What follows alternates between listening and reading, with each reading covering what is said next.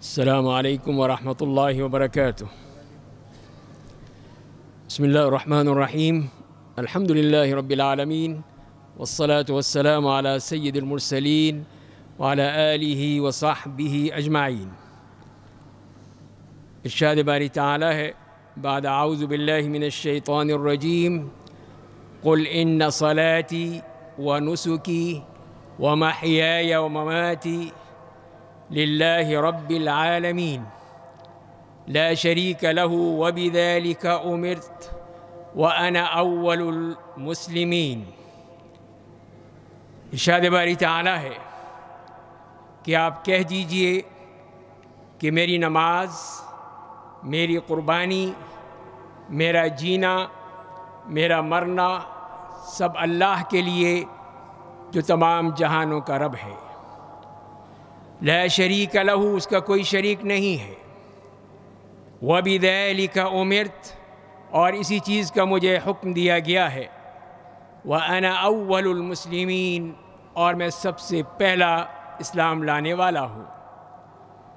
تو اللہ تعالیٰ نے اس بات کی طرف ہمیں اشارہ کیا ہے کہ ہماری ہر چیز اللہ کے لیے ہے۔ ہماری یہ عبادتیں اللہ کے لیے، ہماری یہ قربانیاں اللہ کے لیے، ہمارے یہ حج اور عمرے اللہ کے لیے، اس میں کسی اور کے لیے کوئی شراکت نہیں ہو سکتی۔ کسی بھی غیر اللہ کے لیے ہم کوئی عبادت کریں گے تو قبول نہیں ہوگی۔ لا شریک لہ جب کہہ دیا تو اس کا مطلب یہی ہے کہ یہ عبادات صرف اور صرف ذات باری تعالیٰ کے لیے ہیں، کسی اور کے لیے ممکن ہی نہیں ہے، کسی کے لیے کی نہیں جا سکتی ہیں۔ اور دوسری بات یہ فرما دی کہ ہماری پوری زندگی، جسے فرمایا کہ میرا جینا، میرا مرنا، ہماری یہ زندگی پوری ولادت سے لے کے موت تک یہ صرف اور صرف اللہ ہی کے حکم پر ہوگی۔ اللہ ہی کے حکم سے ہی اس کے فیصلے ہوں گے اور اسی کے مطابق ہی سب کچھ ہوگا۔ تو یہ چیز جو ہے یہ صرف اور صرف اللہ کے لیے۔ اور اسی طرح ہم دیکھتے ہیں کہ اللہ تعالیٰ نے صاحب بتا دیا ہے کہ ہمارا رنگ کیا ہونا چاہیے۔ تو فرمائیں کہ وَمِن صِبْغَةَ اللَّهِ وَمَنْ أَحْسَنُ مِنَ اللَّهِ صِبْغَةً، کہ اللہ کا یہ رنگ جس میں اللہ نے ہمیں رنگ دیا ہے، اور اس سے بڑھ کر کون سا رنگ ہو سکتا ہے۔ تو یہی سی بات کی دلیل ہے کہ جو بھی اللہ نے کہا ہے وہی ہم اس کے پابند ہیں، وہی جو ہمیں حکم دیا گیا ہے اس کے پابند ہیں۔ زندگی کے تمام مسائل میں، زندگی کے تمام معاملات میں صرف یہی نہیں ہے کہ ہم نماز اور روزہ صرف اللہ کے حکم سے کر رہے ہیں، بلکہ اپنی زندگی کے تمام معاملات ہم صرف اللہ ہی کے لیے کریں گے۔ اسی لیے بھی فرمایا کہ وَمَنْ أَحْسَنُ قَوْلًا مِّمَّنْ دَعَا إِلَى اللَّهِ وَعَمِلَ صَالِحًا وَقَالَ إِنَّنِي مِنَ الْمُسْلِمِينَ، فرمایا کہ اس سے بڑھ کر اچھا قول کس کا ہوگا جو اللہ کی طرف دعوت دیتا ہے اور نیک کام کرتا ہے اور یہ کہتا ہے کہ میں مسلمانوں میں سے ہوں۔ انہی چیزوں میں وہ تہوار ہیں جو اللہ نے ہمیں دیے ہیں، اور وہی تہوار ہم مناتے ہیں۔ جیسے کہ نبی کریم صلی اللہ علیہ وسلم نے فرمایا لِكُلِّ قَوْمٍ عِيدٌ وَهَذَا عِيدُنَا، کہ آپ نے فرمایا کہ ہر قوم کے تہوار ہوتے ہیں، وہ عیدیں مناتے ہیں، ہماری عید یہ ہے۔ اور آپ نے اپنی عید کا ذکر کیا جو عید الفطر اور عید الاضحیٰ ہے۔ تو یہ ہمیں عیدیں وہ دی گئیں جو ہمارے لیے، ہم مسلمانوں کے لیے ہیں، امت اسلامیہ کے لیے ہیں۔ پورے تمام اسلام، دنیا اسلام میں آپ کو یہی دو عیدیں ملیں گی۔ تو اسی لیے فرمایا کہ یہ ہماری عید ہے۔ باقی دوسری قوموں کی دوسری عیدیں ہیں، کہیں وہ کرسمس مناتے ہیں، کہیں وہ نئے سال کی خوشیاں مناتے ہیں، ہندوؤں میں کہیں دیوالی ہے، کہیں ہولی ہے، کہیں کچھ اور ہے۔ تو کیا ہم ان کے تہوار منا سکتے ہیں؟ کیا ہم ان کے تہواروں پر ان کو مبارکباد دے سکتے ہیں؟ یہی ہے وہ نقطہ جو ہمیں سمجھنا چاہیے کہ ہمیں جب ایک مسلمان ہیں اور اسلام کے نام پہ ہمیں فخر ہونا چاہیے کہ ہم وہ قوم ہیں وہ نبی کریم صلی اللہ علیہ وسلم کی امت ہیں جو کہ صرف اور صرف اللہ کو مانتی ہے، نبی کریم صلی اللہ علیہ وسلم کو مانتی ہے، ان کی امت ہے۔ تو پھر ہم یہ غلطیاں کیوں کرتے ہیں؟ کتنے ہی مسلمان بغیر سوچے سمجھے، بغیر دیکھے ہوئے ان کو میری کرسمس کہہ رہے ہیں۔ کیا ہم بھی عیسیٰ علیہ السلام کو اللہ کا بیٹا مانتے ہیں؟ کیا ہم بھی عیسیٰ علیہ السلام کو کہتے ہیں کہ وہ اس طرح اللہ کے خدا بنا دیے گئے؟ جب ہم یہ مانتے ہی نہیں ہیں، ہمارا عقیدہ ہی نہیں ہے، تو پھر ہم مبارکباد کس بات کی دے رہے ہیں؟ وہ کہتے ہیں سولی پہ چڑھا دیا، اللہ تعالیٰ فرماتے ہیں وَمَا قَتَلُوهُ وَمَا صَلَبُوهُ، کہ نہ انہوں نے قتل کیا نہ انہوں نے سولی چڑھایا۔ تو کیا اللہ کے حکم کو ٹھکرا دیں؟ کیا اللہ کے حکم کو پھینک دیں اور ان کی بات مان لیں؟ نہیں، یہ ایک مسلمان نہیں کر سکتا۔ دل میں وہ غیرت ہونی چاہیے اپنے دین کی، اپنے اسلام کی، نبی کریم صلی اللہ علیہ وسلم کے قول کی، اور سب سے بڑھ کر اللہ کے قول کی کہ جو اللہ نے فرما دیا ہے۔ تو مبارکباد کس بات کی، کس چیز کی مبارکباد دے رہے ہیں؟ پھر نیا سال یہ ان کا ہے، ہمارا نہیں ہے۔ ہمارا یہ مہینہ رجب کا شروع ہوا ہے، یہ ہے ہمارے مہینے، اور ذی الحجہ پہ یہ مہینہ، یہ سال ختم ہوگا، یکم محرم کو نیا سال شروع ہوگا، یہ ہے ہمارا کیلنڈر۔ تو پھر کس بات کی مبارکباد دے رہے ہیں آپ؟ یہی ہے کہ ان کی جو جتنے بھی تہوار ہیں یہ سب کے سب اسی وثنیت کی طرف جاتے ہیں جس میں صرف بتوں کی پوجا کی جاتی ہے۔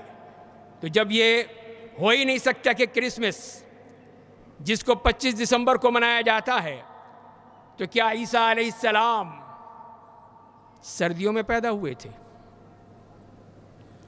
قرآن نہیں پڑھتے اسی لیے ہمیں نہیں معلوم کب پیدا ہوئے تھے، جبکہ قرآن یہ کہہ رہا ہے وَهُزِّي إِلَيْكِ بِجِذْعٍ مِّنَ النَّخْلِ تُسَاقِطْ عَلَيْكِ رُطَبًا جَنِيًّا، کہ سیدہ مریم علیہ السلام کو کیا کہا تھا اللہ نے کہ اپنے قریب یہ کھجور کا درخت ہلاؤ، تم پر تازہ کھجور گرنے لگے گی۔ تو تازہ کھجور گرمی میں آتی ہے یا سردی میں آتی ہے؟ تو یہی تو سوچنے کی بات ہے۔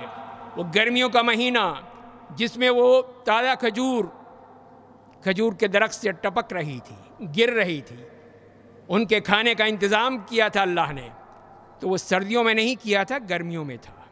تو لہذا سے معلوم یہ ہوا کہ ان کے سارے اس قسم کے تہوار یہ اپنے بناوٹی ہیں، کوئی اللہ کی طرف سے کوئی تہوار نہیں دیا گیا۔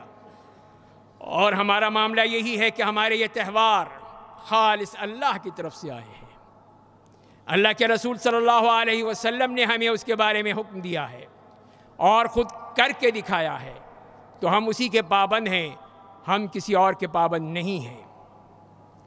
اور پھر یہی ہے کہ ہمارے جو جتنے بھی تہوار ہیں وہ ہر قسم کی خرافات سے بالکل پاک ہیں، کوئی اس میں آتش بازی نہیں ہوتی، کوئی اس میں ناچ گانے نہیں ہوتے، کوئی اس میں موسیقی کی لہروں پہ کوئی ناچتے نہیں ہیں۔ ہمارے جو کہا ہے والذین لا یشہدون الزور وَإِذَا مَرُّوا بِاللَّغْوِ مَرُّوا كِرَامًا، ہمارا تو یہ معاملہ ہے کہ ہماری یہ سارے تہوار بالکل پاک ہیں، اللہ کے لیے ہیں، اللہ کو سجدہ کرنے کے لیے ہیں۔ دوسری بات یہ ہے کہ ہمارے تہوار اس میں جو ہم جمع ہوتے ہیں، خوشیاں مناتے ہیں، تو وہ خوشیاں وہ ہیں کہ جس کے اندر عبادت موجود ہوتی ہے، اس میں ہمیں عبادت کرنے کا حکم دیا گیا۔ ہم اپنی عیدیں عبادت سے شروع کرتے ہیں، اللہ کے لیے جھکنے سے شروع کرتے ہیں، اللہ کی بڑائی بیان کرنے کے لیے شروع کرتے ہیں کہ اللہ اکبر لا الہ الا اللہ واللہ اکبر۔ تو ہم تو اللہ کی بڑائی سے یہ تہوار شروع کرتے ہیں، اپنی عیدیں شروع کرتے ہیں، کہیں ناچ گانے سے نہیں، کہیں کھیل کود اور تماشوں سے نہیں۔ تو ہماری یہ عید یہ ہے قد افلح من تزکا وذکر اسم ربہ فصلی، تو یہ ہے ہمارا حکم کہ یہ ہے وہ لوگ جو کہ پاکیزگی اختیار کرتے ہیں اور اپنے رب کا نام لیتے ہیں۔ فصلی لربک وانحر، یہی کہا گیا اپنے رب کے لیے نماز پڑھو اور اسی کے لیے قربانی کرو۔ جب اسی کے لیے ہے تو یہاں پہ کسی اور کے لیے ہو نہیں سکتی ہے۔ اور یہی جیسے میں نے عرض کیا کہ ان کی جو اعیاد ہیں وہ کسی کی شخصیت پر ہیں، جیسے ہندوؤں کے ہاں، اسی طرح جو عیسائیوں کے ہاں، یہودیوں کے ہاں انہوں نے جو بھی تہوار بنا رکھے ہیں وہ اپنے خود ساختہ ہیں، اپنی کسی شخصیت کی بنیاد پر ہیں، کوئی اللہ کی طرف سے انہیں نہیں کہا گیا۔ تو لہذا ہماری جو عبادت ہیں وہ صرف اللہ کے حوالے سے ہیں، اللہ کے حکم سے ہیں۔ تیسری بات یہ ہے کہ ہم جتنی بھی ہماری جو عیدیں آتی ہیں اس کا ایک وجہ ہے، اس کی سبب بیان کر دی ہے۔ 2 مہینے اور اس سے کم وقت رمضان کا مہینہ آنے والا ہے، تو رمضان کے بعد پھر عید الفطر آتی ہے کہ رمضان کے مہینے کی خوشیاں بھی منانی ہیں، اس کے لیے اللہ کو ماننا بھی ہے، اللہ کا شکر ادا بھی کرنا ہے کہ اس نے ہمیں اتنی بڑی عبادت دی تھی۔ اس کے شکر ادا کرنے کے لیے ہم اللہ کی بڑائی بیان کرتے ہیں، اس کے سامنے سجدہ ریز ہو جاتے ہیں، اس کو مانتے ہیں، اس کی ہر بات کو قبول کرتے ہیں۔ اسی طرح عید الاضحیٰ میں حج جیسا ایک عظیم شعیرہ ہوتا ہے کہ جس میں ہم اللہ کے گھر جا کر وہاں پہ اللہ کی عبادت کرتے ہیں، حج جیسا منسک ادا کرتے ہیں، ان مناسک کے ذریعے سے اللہ کو راضی کرتے ہیں۔ اس کے بعد عید الاضحیٰ آتی ہے۔ تو ہمارے یہ تہوار کسی عبادت پر مبنی ہے، عبادت کے بعد اس کا مقام آتا ہے، تو یہ کیسے ہو سکتا ہے کہ ہمارا یہ تہوار کھیل کود اور تماشا بن جائے؟ تو یہی چیز ہمیں دیکھنی چاہیے کہ ہم جو کچھ بھی کر رہے ہیں وہ کس طرح اللہ کے حکم سے کر رہے ہیں، اللہ کی عبادات کے سائے میں کر رہے ہیں۔ تو یہ اس میں ہر طرح سے پاکیزہ ہو کر، ہر قسم سے پاک ہو کر۔ اس طرح دوسری جو قوموں کے دیکھ لیجئے، ان کی جو عبادات ہیں، ان کے جو تہوار ہیں وہ ہیں جو انہوں نے خود ہی بنا لیے ہیں، اپنی ان کتابوں میں تحریف کر کے تورات اور انجیل کو بدل دیا، اس میں اپنے اپنے مقاصد ڈال دیے، اپنے خود ہی مفاہیم ڈال دیے۔ وہ چیز نہیں ہے جو اللہ نے اتاری تھی، بدل ڈالا۔ تو قرآن نے صاحب بتایا ہے ان کے بارے میں۔ تو یہی ہیں وہ لوگ جنہوں نے یہ چیزیں بھی اپنی طرف سے گھڑ لی ہیں، اللہ کی طرف سے نہیں ہیں۔ ہماری جو عیدیں ہیں، ہمارے جو تہوار ہیں، اس میں ایک دوسرے سے ہمدردی ہے، ایک دوسرے کے لیے احسان ہے۔ عید الفطر کے موقع پر ہم زکوٰۃ فطر ادا کرتے ہیں، فطرانہ جسے ہم کہتے ہیں۔ اسی سے غریبوں کا مسئلہ حل ہو جاتا ہے، غریب بھی خوشیاں منا لیتے ہیں، اور ان کو یہ دیا جاتا ہے یہ فطرانہ، تاکہ وہ اس کے ذریعے سے اپنی خوشیاں منائیں، اپنے بچوں کی خوشیاں منائیں۔ ان کو یہ رقم دی جاتی ہے، ان کو اور چیزوں سے نوازا جاتا ہے، وہ اسی لیے کہ اللہ کا حکم یہی ہے۔ اسی طرح حج کے موقع پر وہاں پہ بھی اور عید الاضحیٰ کے موقع پر قربانیاں کی جاتی ہیں۔ وہ گوشت جو آج جو اللہ کے حکم کے مطابق اور پھر اس طریقے کے مطابق کہ جس میں وہ گوشت جو حجاج کرام وہاں پہ قربانیاں کرتے ہیں وہ ضائع نہیں جاتا، وہ کہیں جیسے کہ پہلے ہوتا تھا کہ مٹی میں دفن کر دیا جاتا تھا، اب وہی گوشت وہیں سے سارے جہازوں میں پوری دنیا میں جہاں جہاں مسلمان ہیں، غریب ہیں، فقیر ہیں، ان کو دے دیا جاتا ہے۔ تو دیکھ لیجئے کہ آپ کی وہ قربانی رائے گاہ نہیں گئی، وہ کسی مسلمان کے پیٹ میں گئی ہے۔ تو یہ ہے، وہ دیکھ لیجئے کہ ہماری اس تہوار کا کتنا بڑا امپیکٹ ہے، کتنے بڑے اثرات ہیں، اور کہاں کہاں اس کے اثرات پہنچتے ہیں۔ تو اسی لیے پھر یہ جو ہماری تہوار ہیں، یہی اللہ کا فضل ہے، یہی اللہ کی رحمت ہے، جس سے یہ امت اسلامیہ خوش ہوتی ہے، اپنی خوشیاں مناتی ہے۔ قُلْ بِفَضْلِ اللَّهِ وَبِرَحْمَتِهِ فَبِذَلِكَ فَلْيَفْرَحُوا هُوَ خَيْرٌ مِّمَّا يَجْمَعُونَ کہ آپ کہہ دیجئے کہ اللہ کے فضل سے، اللہ کی رحمت سے سب کچھ یہ اس کی وجہ سے ملا ہے، تو تم خوشیاں مناؤ، یہی تمہارے لیے بہتر ہے اس سے جو تم جمع کرتے ہو۔ جو تم نے جمع کر رکھا ہے اس سے بہتر یہ ہے کہ جو اللہ نے تمہیں دیا ہے اور اس کے مطابق تم یہ کر رہے ہو۔ اور پھر اس میں یہ بھی ہمارے لیے خوشی ہوتی ہے کہ ہم ایک اللہ کو مانتے ہیں، یہی ہماری عبودیت ہے کہ ہم اپنے رب کی بات مانتے ہیں۔ رب کے سامنے سجدہ ریز ہوتے ہیں، اس کی بندگی کا اقرار کرتے ہیں کہ اے اللہ ہم تیرے بندے ہیں، تیری مخلوق ہیں، تو رازق ہے، تو ہی ہمیں سب کچھ دیتا ہے، تو ہی مالک ہے، ہر چیز تیری طرف سے آتی ہے۔ تو یہ وہ عبودیت کا ایک بہترین نمونہ ہے کہ یہ پورے مسلمان اپنے رب کے سامنے اس کی عبودیت کا اظہار کرتے ہیں، اس کے سامنے سجدہ ریز ہو جاتے ہیں۔ اور انہی میں پھر ہم دیکھتے ہیں کہ یہ جو ہمیں شکر بجا لانے کا حکم دیا گیا ہے، وَلِتُكْمِلُوا الْعِدَّةَ وَلِتُكَبِّرُوا اللَّهَ عَلَى مَا هَدَاكُمْ وَلَعَلَّكُمْ تَشْكُرُونَ، تاکہ یہ گنتی تم پوری کرو اور اللہ نے تمہیں دیا ہے اس پہ اللہ کی بڑائی بیان کرو، اور تاکہ تم اس کا شکر ادا کرو۔ تو یہ ہے وہ شکرانہ، یہ ہے وہ شکر کرنے کا بہترین طریقہ کہ ہم عید الفطر اور عید الاضحیٰ کے موقع پہ اپنے اس رب کے سامنے جھک کر اس کا شکریہ ادا کرتے ہیں، اس کا شکر ادا کرتے ہیں، اس کی حمد و ثنا بیان کرتے ہیں، اور یہی چیز پھر ہمارے کام آتی ہے، اسی سے اللہ تعالیٰ اور نعمتیں دیتا ہے۔ اس لیے کہ اس نے یہی کہا ہے کہ لَإِن شَكَرْتُمْ لَأَزِيدَنَّكُمْ وَلَئِن كَفَرْتُمْ فَإِنَّ عَذَابِي لَشَدِيدٌ، اگر تم شکر کرو گے تو اور دوں گا اور اضافہ کرتا چلا جاؤں گا، شکر نہیں کرو گے تو پھر میں وہ بھی چھین لوں گا، میرا عذاب بڑا سخت ہے۔ تو یہی ہے ہمارا معاملہ میرے دوستوں، میرے بھائیوں، کہ ہم اللہ کا شکر ادا کرنے کے بجائے ہم جشن مناتے ہیں، موسیقی کے محفلیں سجاتے ہیں، گانے بجانے ہیں، مرد ہیں اور عورتیں ہیں، اس کے اوپر ناچ رہے ہیں، گا رہے ہیں۔ تو یہ کیا اللہ کا شکر اس طرح ہوتا ہے؟ کیا اس طرح اللہ کو ہم منا سکتے ہیں؟ اسی لیے پھر جب یہ چیزیں بڑھتی چلی جا رہی ہیں، انہی موقعوں پر آپ دیکھ لیجئے، چاہے وہ کرسمس کا موقع ہو، چاہے وہ یہ نئے سال کی آمد ہو، یہ قوم کیا کر رہی ہوتی ہے سوائے ناچ گانے کے، سوائے رات کے 12 بجے شرابیں اٹھانے کے، فائرنگ کرنے کے، آتش بازی کرنے سے کیا اللہ تعالیٰ خوش ہو جاتا ہے؟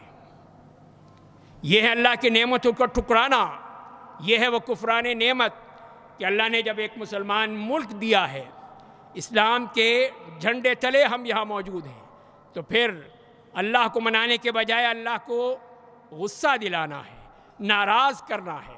ان چیزوں کے ذریعے سے ہمیں تو کہا گیا کہ وَاذْكُرُوا اللَّهَ فِي أَيَّامٍ مَّعْدُودَاتٍ، کہ ان دنوں میں اللہ کا ذکر کرو، تو ہمارے تہوار تو اللہ کے ذکر سے معمور ہوتے ہیں، لیکن ان میں سوائے اس کے کہ یہی کہیں شرک ہے، کہیں اس قسم کی بدعات ہے اور خرافات ہیں، ان کو لے کر چلتے ہیں، تو وہاں پہ اللہ کیسے ہم سے خوش ہوگا؟ تو یہی وہ چیز ہے جو کہ ہم نے تو صرف یہ مانگا تھا، اور ہر نماز میں ہم یہ مانگتے ہیں، اپنے رب سے یہی دعا کرتے ہیں۔ آپ سب اپنی ہر نماز کی رکعت میں یہ پڑھتے ہیں کہ اہدنا الصراط المستقیم صراط الذین انعمت علیہم غیر المغضوب علیہم ولا الضالین۔ جب آپ یہ دعا کرتے ہیں کہ ہمیں صراط مستقیم دکھا دے، سیدھا راستہ دکھا دے، اور وہ راستہ ان لوگوں کا راستہ جن پر تیرا انعام ہوا ہے، اور وہ انعام یافتہ لوگ کون ہیں؟ نبیین و صدیقین و شہداء و صالحین، یہ ہیں وہ جن پر انعام ہوا، وہ انبیاء کرام، وہ صالحین کرام، وہ شہداء کرام اور وہ صدیقین کرام، یہ ہیں وہ اللہ کے نیک بندے۔ ان کا راستہ، ان کے راستے پہ ہم چل کر ہی وہ صراط مستقیم پا سکتے ہیں۔ اگر ان کا راستہ نہیں ہے تو وہ کون سا ہوگا؟ اس کو بھی بتایا دیا کہ غیر المغضوب علیہم ولا الضالین، ان کا راستہ نہیں جن پر تیرا غصہ نازل ہوا، اور نہ ان کا راستہ جو گمراہ ہو گئے، ان کا راستہ بھی نہیں چاہیے ہمیں۔ تو جب یہ اللہ نے خود کہہ دیا ہے تو ہم کیوں ان کا راستہ اپناتے ہیں؟ ہمارا راستہ تو وہ ہے جو کہ انبیاء کرام کا راستہ ہے، ہمارا راستہ تو وہ ہے جو کہ شہداء کرام کا راستہ ہے، ہمارا راستہ تو وہ ہے جو صالحین کا ہے، اللہ کے نیک بندوں کا ہے، اللہ کے اولیاء کا ہے۔ ان کا راستہ چھوڑ کر ہم دوسروں کا راستہ اختیار کرنے لگے تو اس سے بڑھ کر ہماری بدبختی کیا ہوگی کہ ہم ان کا راستہ چھوڑ کر، جس کے لیے ہم دعا کرتے ہیں کہ اہدنا الصراط المستقیم، تو صراط مستقیم کے بجائے صراط المغضوب علیہم جو ہیں اس پر چل پڑتے ہیں، تو اس میں پھر اللہ کی طرف سے کیا ملے گا؟ تو یہی تو وہ سوچنے کی بات ہے کہ ہم نے صرف اسلام کو یہی سمجھ لیا ہے جیسے آباء و اجداد سے چلا آ رہا ہے، ویسے ہی آپ نے اسلام کو پڑھنا ہے، اللہ کی کتاب کو پڑھنا ہے، اس کے ذریعے سے دیکھنا ہے کہ وہ پھر ہمیں کیا حکم دے رہا ہے، اس نے ہمیں کیا کہا ہے۔